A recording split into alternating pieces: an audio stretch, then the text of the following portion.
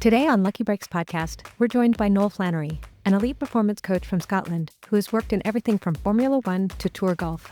He has a powerful philosophy on why the mental game is 50% of your performance. Our bodies respond according to how we feel. We feel good, bad, frustrated, anxious, etc. And basically that's why we are chokes and there's a poor cue action under pressure is because of how they feel. If you're in charge of that, then you'll put your best cue action on it. Welcome, everyone, to the next edition of the Lucky Breaks podcast. I am really excited to introduce my next guest, Noel Flannery, all the way from Edinburgh, Scotland. He is the owner of Q Sport Hub. He works with a lot of players on their mental game, and I know we all could use some help in that area. Welcome to the podcast, Noel. Oh, thanks for having me, Sue. And well done. You said Edinburgh, right? It's usually Edinburgh. I was with a couple of Americans earlier today, and they said Edinburgh, but well done for you. Where you've clearly been, haven't you? I have. It's a beautiful place. I'd love to go back. Yeah, no, thank you. Yeah, very blessed. Well, we always love to start our episodes with a little bit of an origin story. So tell us a little bit about yourself, how you got into the game of pool, and how you ended up starting this Q Sport Hub program. Yeah, my background's a bit different to most coaches in Q Sports, that's for sure. I'm not a player at all. I'm hands down the worst player in the building everywhere I go. But I'm not here to teach people that, so that's okay, thank God. And my background's in elite sport, so fortunately, Q Sports is way down the list, but, my background's working in World Championship motor race, and I worked in the States for a long time as a manager, racing car teams there. I was a driver when I was young, and as all failed racing drivers do, you go into managing racing car teams. Yeah. And I worked in, as I still do, like in tour golf. Basically, tour golf and Q Sports, although I work in half a dozen sports, that's the majority of what I do. And what attracted you to taking your philosophy and your approaches to Q Sports in particular? Well, yeah, I mean, obviously, snooker's massive in the UK. I would still say pool's still the number one Q sport in the UK. Like I would say for sure, but obviously snooker's massive. Obviously not a global sport, but for me, teaching at the golf course, it was I've always been interested. Obviously, snooker world championships on just now, and I would always be watching that. Always fascinated by it, and I just thought it was a really good fit for what I do, because every other mental practitioner is on the psychology side of things, and I'm not. So it's different. And I just thought it was a really good fit for Q Sports. The thought of a player missing and having to sit down in his chair whilst the opponent clears the table. You've been there, Sue, I'm sure, in the past, right? But you've also been on the other end of that. And I just thought, it's challenging. And the stop-start sports, because I've worked in so many sports, the stop-start sports, golf, Q Sports, that's the challenging ones. Racing, driving, outfield and soccer, it's much easier, because it's so fast-moving. You've got less chance to unravel. Yeah, I think that's part of why I love this game and what it teaches us about ourselves, because we have so much opportunity to ruminate and think about what we've done, regret and celebrate as well. But it really exposes our weaknesses, I guess, in the human brain, and I think that's a really fascinating area. Yeah, no, it certainly can. We're masters at getting in our way, us as humans. We really are. Well, maybe that's a good sort of segue into your sort of approach to the mental game and what you teach and coach the players that you work with. What are some of the kind of founding principles that you bring? Well, it's much more about our emotions, basically, and because obviously cause and effects. Obviously, in elite sport, we work create cause and effect. So we look at understanding what the effect is, which is generally results, performance, and then the root cause for that. So you fix the cause rather than the effect, if you like, right? So obviously, because it's much more about our emotions, basically, players are welcome to Google this, but obviously if you'll find out that any biologist will tell you the same. Our bodies respond according to how we feel, how emotionally we feel, right? Feeling good, bad, frustrated, anxious, etc. And basically that's why a player chokes and, has a poor cue action under pressure is because of how they feel. And it's all about, again, cause and effect, working with it, because if a player's in control of their feeling, regardless of score line or what's happened in the past or what the shot means, for example, if you're in charge of that, then, you'll put your best cue action on it, Mhm. basically. But, so it's understanding the game's in two halves. There's half technical aspect, which I would say is everything that, you and every other player has learned on the table in the decades that they've played in some cases. But that's only 50% of the game. Mhm. The other Mhm. 50% is mindset / how we feel. And it's Some could argue understanding that that. it's more some could argue that it's even more than 50%. Uh, Yeah, I mean, I've heard that argument too. Like, to me, I'm not saying that mindset's more important than the technical aspect, but it's like, it's just that even like when you go to a tournament, all the players are really good. They Mhm. can all clear the table. Mhm. They're all good technically. So that becomes, it's not that it's more important, it's more that you're only as good as the weakest point of your game. Mhm. And I haven't yet worked with a player, and I've worked with some of the best players in the world, as we'll discuss. I've not yet come across a player who is better at the mental aspect than they are the technical. Oh, sorry, me. That's me. Mhm. I'm that player, but obviously nobody else is because, they've done tens and tens of thousands of hours of practice and coaching and tuition on the technical aspect of the game. So of course they're good at that. Of course they are. So then the defining factor at a tournament is on the mental side of things, not on the technical side of things. But yet they practice the bit that they're already good at instead of practicing the bit they're not good at because players have very little to no knowledge on my side of things, generally I find. And so they certainly don't know how to practice that. Like how would they? And that's okay. It's just the limit of their knowledge. Like I don't know how to build a house, but that doesn't mean I'm doing anything wrong. I've just never Mhm. learned skills, and this is the same. It's just the Yeah. same. Yeah. And it's definitely not something. I mean, there's a lot of YouTube channels and some really great creators that I've come across Yeah, talking about the mental game now, which I really love. But if you're not really paying attention, you're just going to go out and hit balls and goof off with your friends or things like that to get better at the game. But that is really going to hold you back because, like you said, that's so important. What you said is your mental game can be that differentiator that can put you on the championship table or not. I think in my experience it almost always is. I mean, I work with players of varying abilities. From league player amateurs to, like I say, some of the best pros in the world, like Kelly Fisher, for example. But it's really it does become the defining factor, and it's about like being in charge of how we feel. So Mhm. that, situation is not in charge of how they feel, they miss a shot or anything else. And a lot of that is, again, obviously, building up their skill set and self esteem away from the table.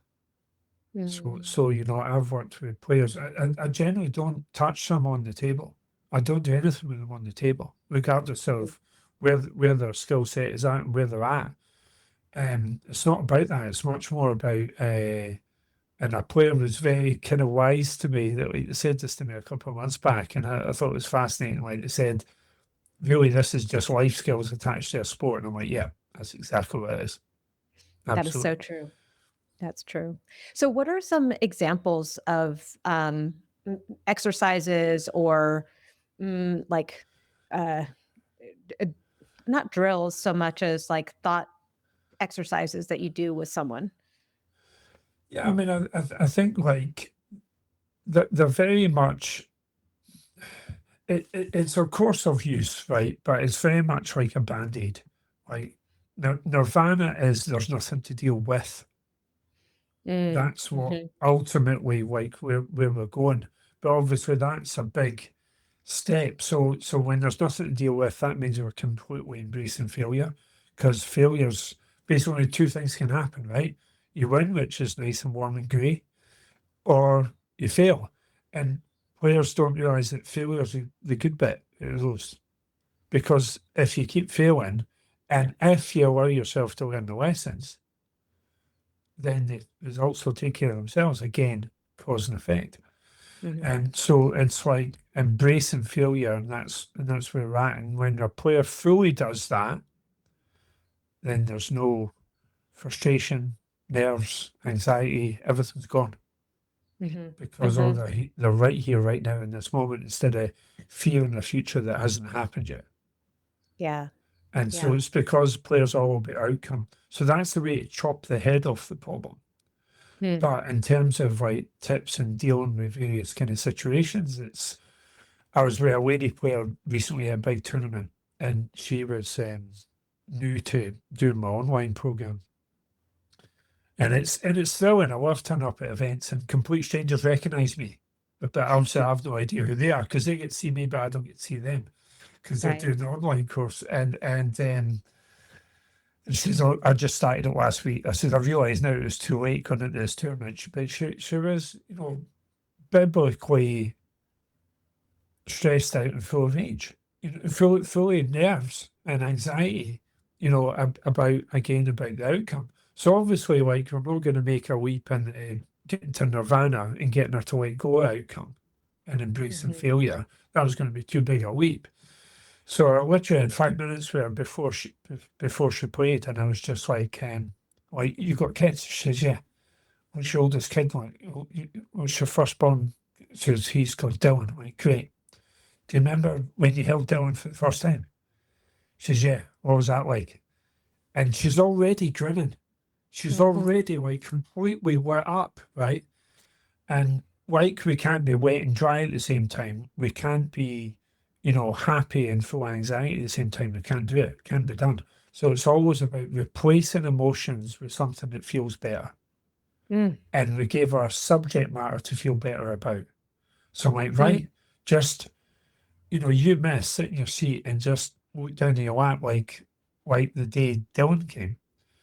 And I watched her game and she was like looking across at me and she's like, yeah, totally got this. This is like Wow. great. I feel great. Right. Yeah. And then again, every shot's a mirror image of how you feel when you hit the ball. Right. Mm. On a cellular level. Right. Mm. So because now she feels good but playing with Dylan, her performance is back. And so Mhm. she's smoked a game like 5-1 or something. And Mm. like 20 minutes she was done. And so that was like great. So, but really, it's great, but really it's not Nirvana. That's a band-aid. And yes, Nirvana's kind of like down the road, but Mhm. that's getting Mhm. players to change their relationship to failure. It's kind of like always see like failure comes knocking on the door.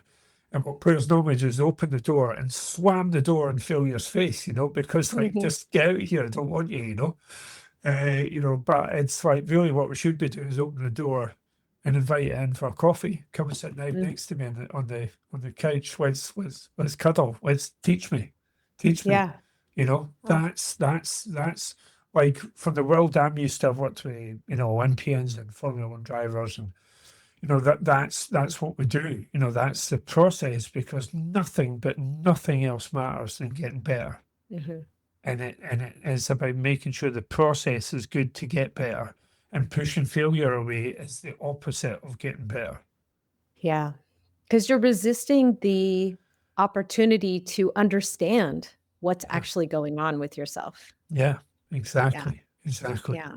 If you're game to Uh, get better, it's all about you getting better. It's self-development, mhm. and Mhm. pushing failure away is doing nothing but hurting you. As you were telling that story, it reminds me of I've been playing in these leagues for, over 25 years, Wow. long time. Yeah, yeah, and I've taken teams to nationals multiple times, and I'm about to go to nationals with my ladies team. And what you described reminds me of something I try to do with my teams, as I'm getting them ready for the toughest part of that journey, which is this the local qualifier event. And I remember I always try and talk to each player and say, "Hey, look, like you are going to be on the ropes and you're going to be having a hard time. Like it's almost guaranteed that it will happen at some point during this event. I need you to think about what will help you recover in that moment because it's so personal, right? What you Totally. told that woman is like helped her, but I might need something different to help me get out Totally. of my Absolutely. funky mindset." Yeah. Yeah, it's just a different thing. Like, there's always going to be something that wakes us all up. Mhm. Like dogs would be amazing. It can just be anything. Like I often have something I often use with dogs and like world snooker players. Like if they're you know getting stressed out, as again they'll just go back to their chair and they'll be like in a snooker table you've got a net for the pocket, Mm, right? There's a mhm. net because the pocket's on the outside of the table, not inside right pull. But it's like we'll just be staring at a spot on that net and just breathing and thinking about like I can remember one of the players had a little brown sausage dog called Dougie, and he's just like consumed in Dougie. And it's just like, oh God. And as soon as he's thinking about Dougie and this little cute sausage dog, and it's like he's back, like he's fine. That's his like reset button. But again, these things are band-aids, but like obviously in the beginning. And we teach this on the course as well, like there's band-aid type solutions like that, but it's not really, like the answer, Mhm. and it's almost potentially, the Mhm. answer is embracing failure, letting go of outcome, Mhm. because then Mhm. there's nothing to get stressed about. It's Right. everything's a non-event. Ball goes in the Yeah. hole, great. Ball doesn't go in the hole, doesn't matter.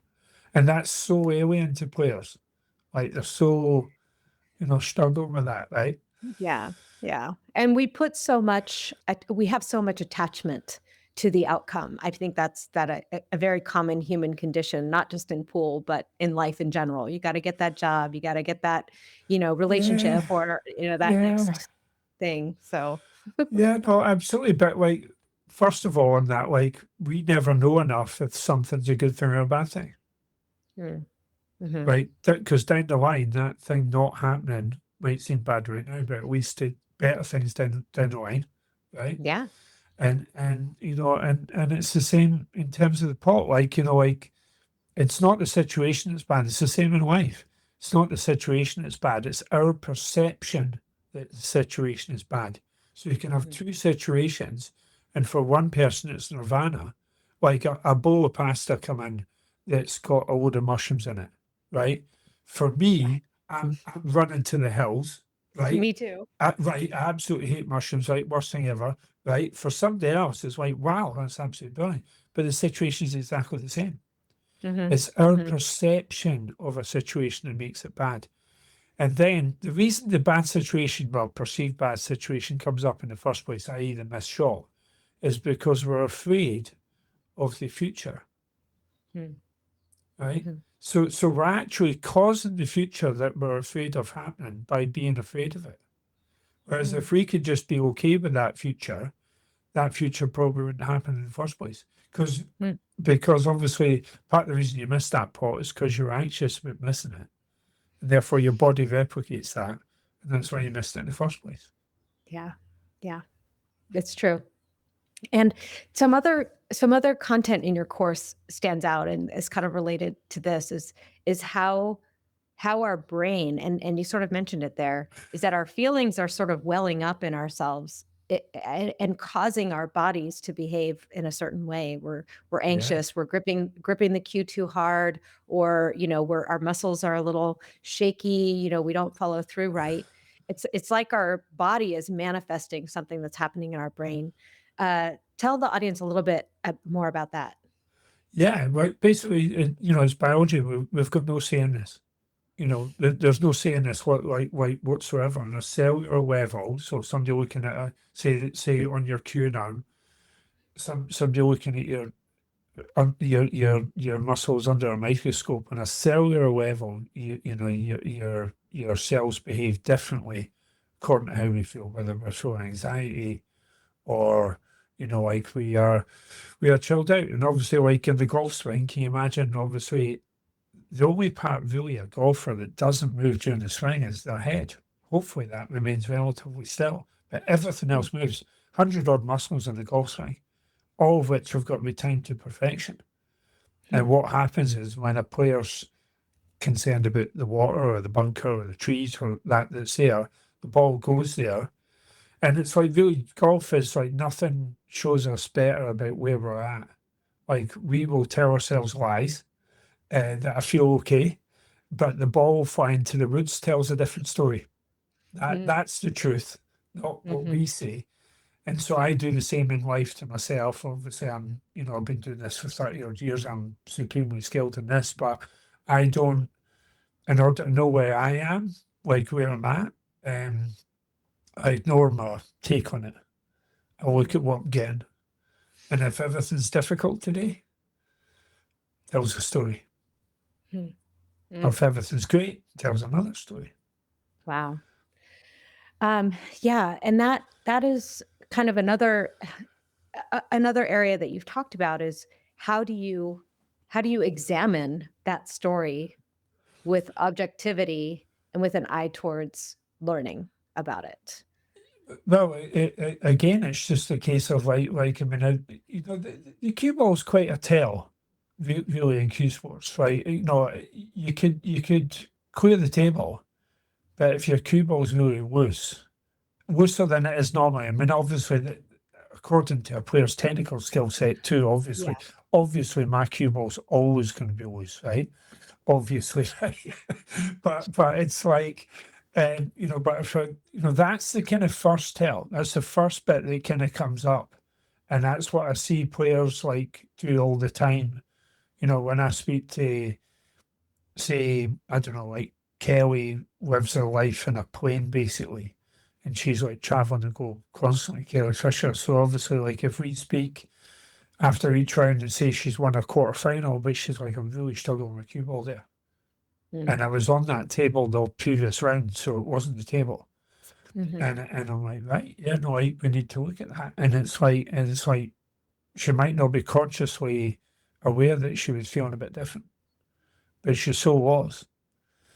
And it's all about process. Really, is what happens in elite sport. Like players in cue sports generally. Like if you were to ask them, it'd be ridiculous, wouldn't it? Right? If you were to ask them two things as they went into the building, what you try to achieve. Like, obviously, try to win, right? That's problem number one right there because you're not in control of that. And then if you ask them, tap them on the shoulder when they're bending over a shot, it's like, what are you trying to do here? I'm trying to put the ball in the hole. Again, not in control of that. Atmospheric conditions, kicks, some distraction happening in the background. There's a million and one things that you're not in control of. So what happens in elite sport, we're saying like an Olympian, as weird as it sounds, come medal day, they're not trying to win. That's not their focus. Their focus is process. I do this, this, and this in this order, in this time frame, in a very disciplined manner. And the outcome of that is I play really well. And that might be enough. It might not be enough. But my job is to be at my best. That's something you're in control of. So that's what players do. So like I try and make it as simplistic as possible on the site where I go over like 3 fundamentals that are going to affect your performance. So it's hydration, food intake, and then the last one, mindset / how you feel. You do those 3 things right, a player will play really well. And that's what I've kind of learned when I'm sat on, I don't know, is it work? I don't know, fortunate, like I'm grateful for, like I'm sat on 11 world titles right now, 8 in Q Sports, generally win 2 or 3 every year. And off the back of that, this is off the back of getting players to focus on process instead of outcome and doing these things correctly. Because, the hydration is just absolutely massive. I mean, if you're 10% dehydrated, you see a 25% loss in focus, decision making, depth perception, all these things. Players are not paying attention to any of this. Wow. So an Olympic athlete will eat and drink for performance. not because they're thirsty or hungry. It's an Mhm. entirely different way of doing things than we do in everyday life. It's Mhm. totally different. Doesn't matter. Mhm. It's completely irrelevant whether you feel hungry or not. You've got to eat. So we eat the right things in the right amounts at the right time and teach them how to do that. Mhm. Because your body's kind of a bit weird with that, you know. We're all a bit different, and that's kind of like a bit of learning. And then obviously like mindset as well. So you do those three things right, you play well. It's really that simple. Mhm. Can I ask a follow-up question on the hydration thing? Because Sure. this has come up in the podcast before, and I think we a lot of times think of hydration as just getting more water. Are you a believer in sort of electrolytes and things like that for when like, even for pool players that we're not sweating a lot necessarily? Well, really, all our bodies are a little bit different, right? So Mhm. there's no kind of one answer fits all, but really the electrolytes is fairly simple. Are you sweating or not? If you're sweating, you're losing salt, which is losing electrolytes out your body. So obviously you need to replace them. So you Mhm. might be like if you're sometimes I've got players that are playing in say Malaysia and the clubs tend not to be airconned. So like Mhm. they're just dying. I mean Mhm. obviously the pro events are in an arena and they're airconned even out there, but you know, so obviously you might be you know, two bottles of water and one sports drink. Mhm. But it's just understanding like there's lots of things like caffeine intake and stuff like that because caffeine, anything with caffeine in basically doesn't hydrate you. It's a diuretic. Mhm. It goes straight through your body, and Mhm. caffeine Mhm. is in most sports drinks. So they're allowed that, but it's just understanding that doesn't count towards our hydration. Oh, or you have to drink extra to make up for it? Well, but yeah, but I mean, obviously, like, you know, with it being too gross is obviously an easy way to look at how Mhm. hydrated you are when you go to the bathroom, Mhm. right? So Mhm. obviously, you know, the players are constantly kind of like looking at that. You know, Uh-huh. so I'll be at a tournament where one of my players and it's like I come out the bathroom and they know the first thing I'm going to ask them. Yeah. And I'm like, Yeah. right, so why are you playing? Why are you about to play a Mhm. match? And that's like that, you know, that's can we need professionalism, discipline. And Yeah. obviously, you know, this is the elite sport. This is the world I'm used to. And I'm bringing into Q sports because, you know, when I start talking, even like Kelly Fisher the first time, when I described the average age of the average day of a tour golfer, she is just absolutely mind blown. So, like, good God, you Mhm. know, I'm a, you know, 10-time world champion. I mean, she's 12 now. And I haven't been doing any of this. I'm like, yeah, I know, Yeah. because that's where the sport's at. The competition isn't either, so you can get away with it. Exactly. It's not that, you know, the players aren't amazing, of course they are, but it's like Yeah. basically because of the sport is less professional, then it's Mm. and so that ends up being like, you know, the defining factor. Like, yes, it's a bit of what I do with players, yes, it's a bit with the players, but the biggest defining factor is it's easy to get an advantage in Q sports because the sport is so underdeveloped. Mm. That's the Mhm. biggest factor. If I Mhm. worked with a tour golfer, they're not joining my online program on a Thursday and picking up the trophy on Sunday. That's not happening. But it does Mhm. in Q Sports. Mhm. Mhm. Yeah. Yeah. And then how about the food intake too? Because that's come up as well. Some people are like, avoid carbs, but, I do love a good piece of pizza. What Me what are too. your thoughts? I know, me too. Well, yeah, it just depends on what it is you're trying to achieve. And that's the thing. It's just kind of understanding stuff like that. We go over this in great detail, but Mm. it's basically, it depends on the schedule for the day. Like in World Snooker, you might play one match. It's piece of cake. World Snooker's Mhm. piece of cake compared to pool. Piece of cake. You'll play one Really? match a day, Oh, wow. right? Okay. And you'll get a time when that match starts, and it will start on time. So it might be 7 p.m. In which Mhm. case, the food intake I'll give that player during the day will be entirely different to the depending on what time of day he was playing. Because like carbs can be useful, let's say, at times, right? But Mhm.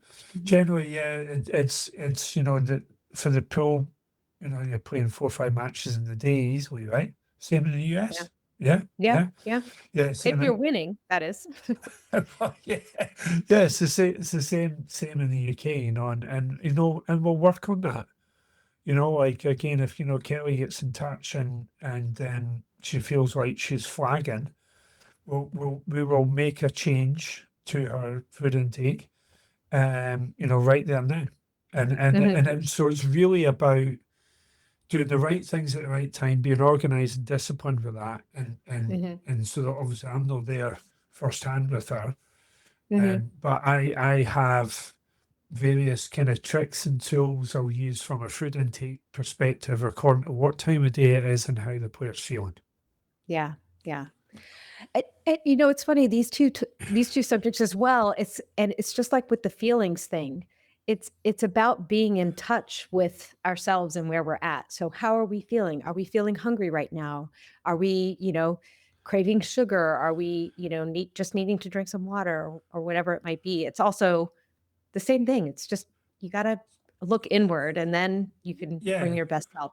So sort of. I mean, the one bit, I mean, obviously the course goes into in great depth, right?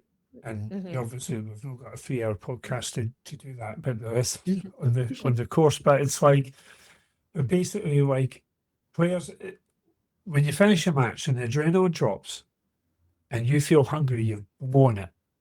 Mm, You're already not where you should be. okay. That should never have happened. And Mhm. so, for eating and drinking for performance, it's irrelevant if you feel thirsty or hungry. It's already And too late. it's already too late. Oh, Exactly. wow. Okay. So, Okay. generally, so it's really like, especially the pros of support, like one to one, or even players on the hub, like they're just like, they're message me, like they're maybe at a tournament, and they're like, it's so funny because it's like I feel confident already because I look around the room and I talk about this in the hub, and you'll see all the mistakes people are making from the food intake and the hydration, or they'll see a player they're about to play and have walked past them in the cafeteria and they can see what they're eating. And it's Mhm. like, yeah, you're done. You're done already. Mhm. Match hasn't started yet. And the players already got a psychological advantage because they know that they've ate the right things at the right time and they can see Mhm. their opponent is not doing that. Mhm. Mhm. So there's Yeah. another advantage off the back of it. Yeah. Yeah. Okay. Um, all right. It's great because I start tomorrow. My first match is at 5 Oh, PM you know what tomorrow to do. night. You're on the course. Yeah, and it's a team's, event. Yeah, So tell I am them. going to be taking all these lessons to my Definitely, teammates and definitely. You know hopefully what to eat and when. Yeah. yes, yes, and hopefully I'll be coming back and telling you how we did both things. Okay. I kind of want to go back to some of the review. So I think I mentioned to this when we first met. I work on postmortem culture. So this is about like Yes. studying Data. things that go wrong, and one of the core principles of that practice that I've written and talked about is being blameless. And I think you touch on it, right? You have to look at what happened with almost like a root cause analysis approach, Definitely. where Yeah. Yeah. yeah, where you're just trying to break it down and be really objective even though I espouse this belief in my work and out loud, it is hard to not beat yourself up when you mess up. So how do you sort of if someone has made a significant mistake or strategic error or even just didn't follow the protocol, how Yeah. do you break it down and sort of think about root cause? And well, the, first of all, that they haven't made a mistake, Mm, that's the first one. even when they Yeah, have. yeah. It's just not an issue. I will see a player, even like go back to food, like I'll see a player at a tournament making an error, and sometimes I'll just let them make that error. Mm, And mhm. because I want to see what they do about it. Like I want to see if do they notice they've got a drop in performance, not result performance, Mhm. and therefore right, okay, you've got a drop in performance, right? What do you do? Instead of like waiting 3 racks for that, and it's like it's already too late, right? It's Mhm, like how quickly they're kind of like working through that. And in mhm, order to learn that lesson, they have to go through that lesson. So therefore, like really, there's no errors. Errors are great. The crime with errors is not learning. mhm. And Yeah. so yes, because we've got very similar backgrounds in my management side, and obviously we're looking at data and numbers. That the advantage with the world snooker side of things, just like there is in tour golf, there's an abundance of data, Mhm, which is absolutely great. And then mhm. it's about understanding that data, because there's a site called Q Tracker, and that's in the snooker world, and it'll track every single shot and all the parameters that can be measured. Wow. And it's about understanding that there's a just like there is in tour golf. There's a secret stat. There's a stat that matters above all else. Because if you become world number one in that stat, say like in the tour golf world, which is always in the putting green, right? It's putt 6 feet and in, basically, right? Hmm. And so basically in the golf world. So basically, what for a player, whatever tour they're on, if they're the number one in that stat, but they're 17th most accurate player with a driver, or they're the 51st longest hitter with a 7-iron, or they're 74th at a bunker, none of it matters. Doesn't matter. Hmm. If they're number one in Do that stat alone, they'll be world number one. do we have that in Q Sports? There isn't snooker, yes.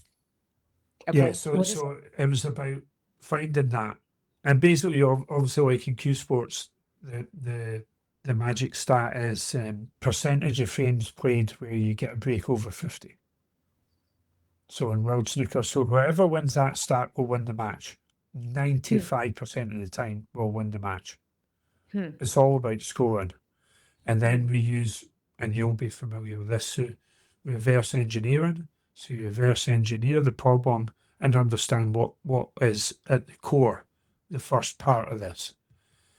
And basically, and I'll give this away, but basically, I don't have to be a player to understand this, because I can look at numbers and I know how to read them and understand, what the magic thing is. Like, so it's and I'm able to wait for a world sleeper player, open up a laptop and show them exactly why you're 43rd in the rankings in the world and why you're not top 16, Mhm.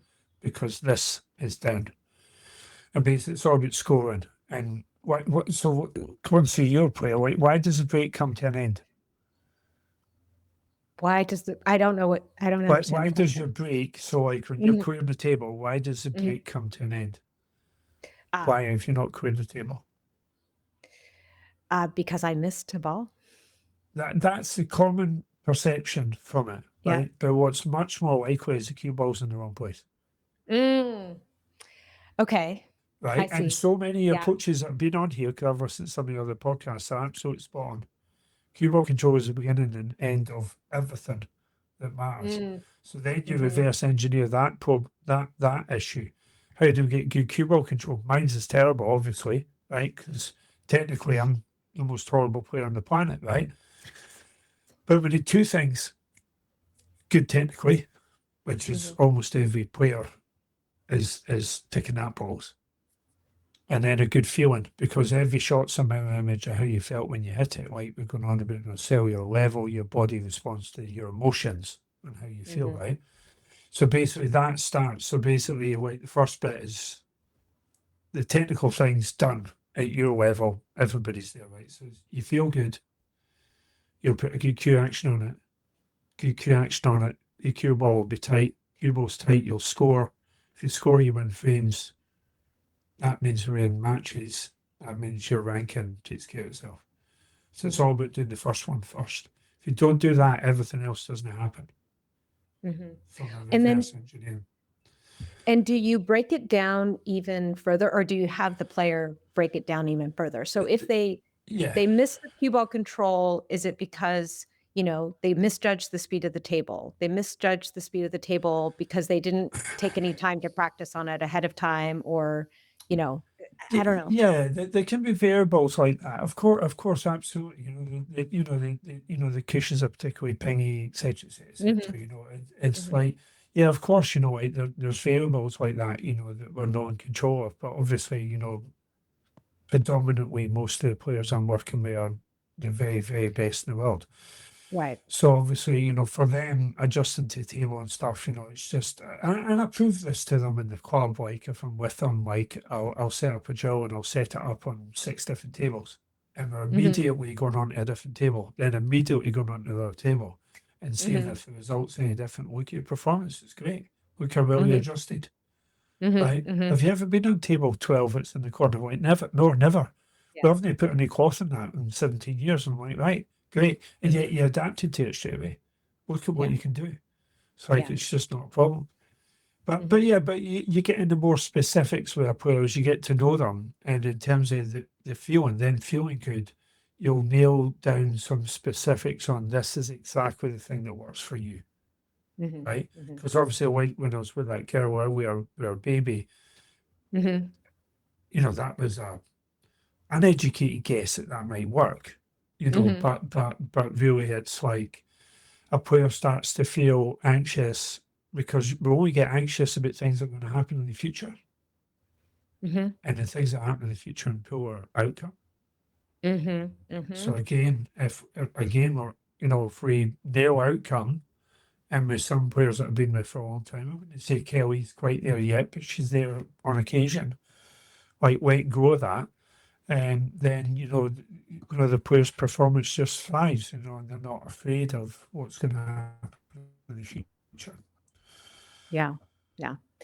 All right. Well, let's talk a little bit about this the program that you've provided. You've mentioned it a few times, the Choose online for hug, course. yeah. Yeah, yeah. Tell the audience what that's all about.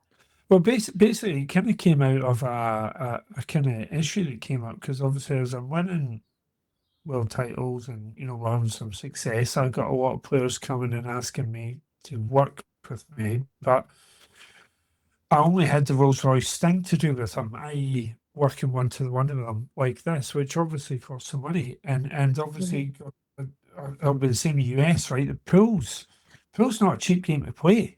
The time you got your travel and hotels and entry fees and all the rest of it, it's like, good God. Hmm. So we just kind of thought about, I've got nothing else to offer them but the Rolls Royce thing. Maybe we can do something. And I thought about, so just putting it down on video. So it's exactly this. I'm sat in this very chair Uh-huh. talking as we are here, and the site is currently, I think it launched 2 years ago with 3 hours of content, and Hmm. now it's over 10. It's just shy of 11, I think now. So we do updates almost every month. Hmm. And so as I'll do a session with a player and I suddenly think of something else I can add to the hub, I do that. So I sit and record content and tips and stuff. So it's not just like it's hydration, food intake, mindset, practice regimes, not just like philosophies, cue ball Hmm. control, which we've already touched on, which a lot of players kind of don't realize that that's everything. And God, even teach how to sleep better. Like, I've studied how like Olympic athletes and F1 drivers and astronauts and stuff sleep for performance. So Hmm. imagine the gain in that. Like, if you're having a good night's sleep before you play, and I'm able to illustrate to players how to do that, so there's a whole kind of segment on that too. So we do all that, and I just keep it as cheap as possible. So in the UK, it's £9.99 a month, which is Hmm. $14, something like that in Around that. America. Hmm. And Hmm. we, Hmm. and we, and because obviously it's so cheap and accessible, and obviously players are going to, if there's any prize money involved, you just win one more match and you've won the money back anyway. But it's Right. such a small amount of money, and so players are kind of on that, and it's really just growing and growing. Every month it grows. We've got players from China, Malaysia, Australia, New Zealand, all throughout Hmm. Africa, Hmm. America. Obviously, the UK is, pretty massive. And I work one to one with, I've got a list on the wall here. April Hmm. Larson and Janet Atwell are amongst them in the States, and Kelly, obviously. Hmm. That I work with on a one to one basis, so I kind of support and sponsor them, and then they go out and get results. April's been doing really well, and as is Kelly, obviously, before she kills me. Mhm. You know, and then obviously we go from there. So, you know, we've got, you know, world snooker players and Stephen Ellis, who's world number 2 in Hayball right now. You know, so it's, yeah, you know, we've got Emma Cunningham, who is like, Emma plays in English 8-ball. Obviously, you guys won't get that over there. But Emma's a very selfish player. She doesn't want anybody else getting any trophies. Right. She just collects all of them. And well, I think last year she won like 3 world titles. And she's just Wow. absolutely unbeatable. And so yeah, so no, it's a lot of fun. And I go to as many tournaments as I can. Mhm. Kelly's trying to get me on a plane, but I'm a bit resistant to try and follow her around the world. Yeah, But yeah. see, Yeah, she's amazing to watch, and yeah, I've been following her for many, many years, so it was fun to hear that you had been working with her. Um, well, and world record holder this year. I don't know if you're aware. World record holder. She's the only Q Sports player in the history of the game. Not Ronnie O'Sullivan or Gareth Potts. Nobody's achieved this. She's won. She's won the world title in 5 different Q Sports. 5 different types of Q Sports. oh, Uh, wow. she just did Wow. that in just last year. She's a legend. Yeah, for sure. Well, I appreciate you offering the course to us. I've started taking it. I'm not finished with it yet, but I've been really enjoying it and Oh, really that's looking great. forward to putting it into practice, especially this week as I go to this big event in Las Vegas. Cool, cool. Good luck for that. Yeah. Yeah, Do text me or let me know how you get on. I will. I will. Yeah, and thank you so much for reaching out to be on the podcast. This has been really amazing, and So I I'm sure love our these. audience It's will a lot get a of lot fun. out of it. Yeah. Well, okay. So that brings us to the last part of our program, which is the Magic 8 Ball, which I have right here. So Uh, nervous about this. it's very, okay. So the 8 ball is not always very cooperative, but hopefully it will give us a good answer today. So tell me, what is your Magic 8 Ball question? I'd like to see something that would be for the good of the industry, and that is, will Q Sports make it onto the Olympics? Oh, that would be amazing. All right. Come on, 8 Ball. Don't let us down. Yes. Yes. Yes. It said yes. Okay. I That's love it. great. Okay. That's great. I think That it's going to be Hayball as in Chinese pool. I think Yeah. that's the prime candidate for it, but Yeah. it'd be Well, that great. will be very exciting. I'd love that. I would love that and be a lot of Yeah. fun to watch. And yeah, and I just love what people like yourself are doing for the sport. I mean, it really feels like it's getting elevated through a lot of different from a lot of different angles, through the coaching and taking this attitude to it, to just the professionalism, and you can see it a lot on YouTube and other channels. So really happy to see that. Thank you. Yeah, yeah. Well, thank you so much for being on the podcast, and I will definitely give you an update on our competition this week. So, Yeah, in Vegas. Wow. Yeah. yeah, Amazing. yeah, yeah. No big deal. Okay, well, thank you so much for being on the podcast, and for everybody else, we'll see you next time on the Lucky Breaks podcast. Thank you. Ciao. This is Stephen Ellis here. I'm a professional hayball player. 2.5 years ago, I was an amateur and I was great in practice and I just couldn't deliver under the right conditions in a match.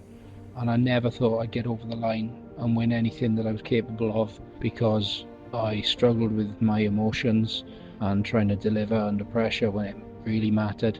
2.5 years later, I got to world number 1 last year under the guidance of Noel Flannery and his techniques from Q Sport Hub. I don't know what more I can really say other than that to sum it up in a quick 30 seconds. That's what this guy does.